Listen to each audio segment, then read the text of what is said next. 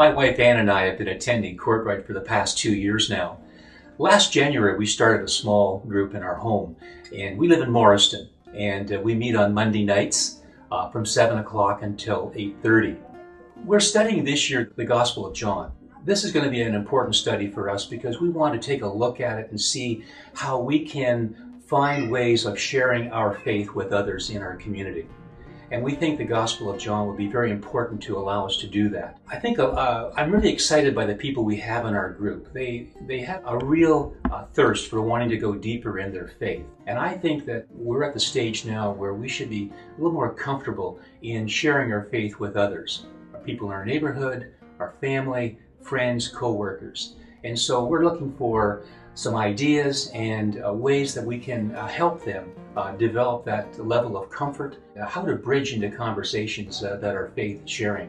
So some of our goals this year are really to experiment, I guess, with some of what we're learning and to see how this comes together at the end of the year, where we can look back and say, you know what, it did work. We were comfortable in doing it and we enjoy doing it. So that's what we're looking forward to doing this year in our small group.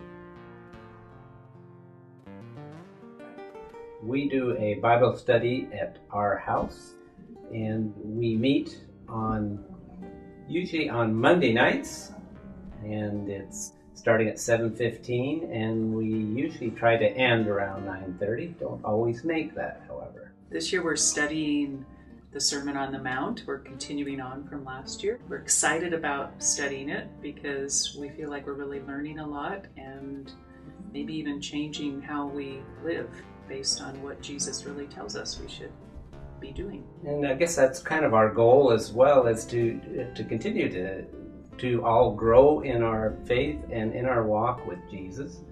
I think that's really what we want to be achieving, is to each one of us be encouraging and continuing on our walks.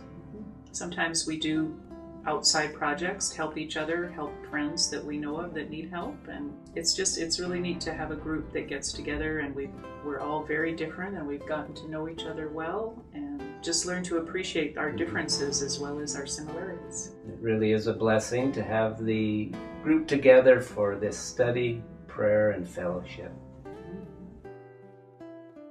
The small group we're starting is focused on marriage. Steve and I have been married for almost 33 years, and we find marriage to be an amazing journey of inviting the Lord to be part of it, our faith in Him growing and our relationship with Him, and then our relationship with each other. But marriage can also be fraught with challenges and difficulties. We're quite passionate about helping seeing marriages strengthened and encouraged. We believe we can learn a lot from each other when we get together, to share our experiences, to share the struggles that we have and how we deal with them. So a small group is a good way to help encourage marriages. We're offering a course based on a 6-part seminar that we have called Laugh Your Way to a Better Marriage. Each week we will start with potluck supper, and then we watch a video that's about 20 minutes long, and then we have a time of discussion, and we end with prayer. This program is, whether you've been married for a short time or a long time, or you're just preparing to get married, we believe this is a helpful seminar, and maybe it's for you. The dates and location of the group we haven't set yet until you obviously sign up and we decide what day is better for us all. We have held it in our home for the 2 sessions that we've done, so we're planning, we'll probably do that again, unless we have too many people. So if you're interested, talk to us after the service or give us a phone call. We're in the directory. Just want to talk to you a little bit today about a small group we're running called the Valiant Men. Talking to men, obviously, in particular. This is a group we ran last winter. We had 10 men, and it focuses specifically around sexual sin. Guilt, shame, these are things that men struggle with because they really think they're unique in some of their thoughts, some of their actions. This can range anywhere from lust to full-fledged internet pornography, you name it. We had the whole spectrum involved last time, and it was very powerful. And what this program is, it's a 10-week program. We're going to meet on Saturday mornings again, quite likely. That's what we did last time. It worked well. Either in mid-October we'll start, or we may just wait until early January, depending on how many men are interested. it's a great opportunity, and if you're uncomfortable with this and you're thinking, you know, this is an issue with me, you're in a great spot. Most men are. We come out, it's confidential, there's anonymity involved. This isn't something you can hear men talk about, and nobody's going to rush up to at coffee time and say, hey, I'm in a great small group, I'm dealing with lust and porn issues. Men don't like to talk about these things, but my experience in recovery, and I've got some expertise in making a mess out of things and trying to recover from them. This is one that God said in the book of James, I believe it is, if you confess your sins to God, you'll find forgiveness. Confess to other men, and you'll find healing. I want men to experience that healing of just, for the first time, maybe talking about things that they haven't been able to talk about. Give me a call, talk to me at church, email me, text me, and I'd be happy to talk to you about it, and maybe even point you in the direction to talk to somebody who's experienced the group themselves. So looking forward to it. Thank you. Hi, so we have an intergenerational home group that meets. We have a diversity of people, from singles, teenagers, parents with their kids, and some people who've had their kids launched already. We meet on the first and the third Sunday night of the month from 6 o'clock until 9, and we meet in our homes. So it alternates around from home to home of the members of the group. What we are studying this year, we've been going through various books of the Bible, mostly Paul's letters in the last couple years, and we're starting the book of Colossians this fall. What excites me most about the group is the food. We accommodate gluten-free, vegetarian, corn-free. No, what excites me most is the interaction of the teenagers in our group and the opportunity to hear their perspective on things that we're talking about. Take number 73. I host and lead a small group at our home, Stone Angel Farm, Tuesday evenings from 7 till 9-ish. Our group is amazing because it's composed of teenage girls and me. The goal of our group is to grow in relationship with one another and with Father, Son, and Holy Spirit. And one of the ways that we do this is by writing. We call this 10-minute Tuesday exercise, and the girls write by listening into themselves, straight from the heart, for 10 minutes on words like courage, belong, risk, change, vulnerable, etc. This teaches all of us to listen into ourselves, hear our inner voice, express it unedited on paper, and then we risk trusting and sharing with others in the room. We also develop better listening skills and the ability to respond to one another.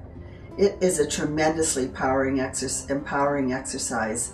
We grow close, we laugh, we love it. We do other cool things too. So if you're a teenager from 13 on, see me after. We would love to have you join us. I'm so glad we could join each other today. You've got the tea, thank you. Have the tea. I think it's steeped well enough for us. And my sugar twin, thank you very much. I know you like the sugar twin. Exquisite. Thanks for hosting today, even though we couldn't meet at our regular place. I know, the green room is such a lovely place, just above the bookshelf there on Quebec Street. We don't have as much beer and wings here as usual. No, pickles are lovely, but not quite the same as the blue cheese spicy wings. That's right. And we will be discussing this season. Yes, well, we found that with our group, we are often very busy, and so we end up listening to a podcast for the week, and then we are able to get together every other week. What is it now? First and third Thursday nights at 8 p.m. And we discuss the podcast series that we listen to. So it gives me time to listen to it over a 2-week period of time, then we can come back and discuss. We're discussing discipleship this time. It should be lots of fun.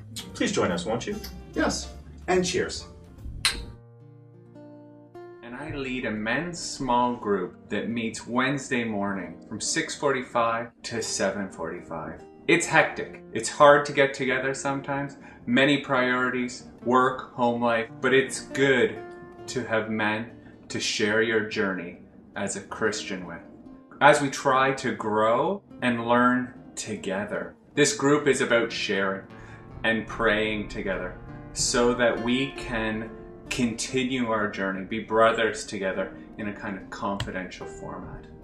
If you're interested in joining, we are looking for new members. Please feel free to contact me either by email or by phone. Both are in the church directory.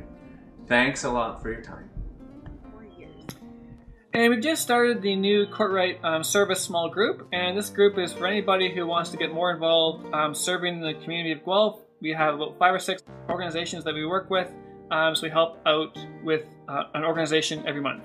Because of the way that our service group works, we don't necessarily have a regular schedule of when and where we meet, though we do one service opportunity a month, and then we also try to get together once a month to talk about how it went and also pray together and talk about future service opportunities as well. And our goal really is just to step outside our comfort zone and just get more comfortable, joyful with serving. And I guess also we're looking forward to just seeing where our group is led, trying to find that unique niche maybe that hasn't been taken yet in town. So let us know if you're interested in joining us.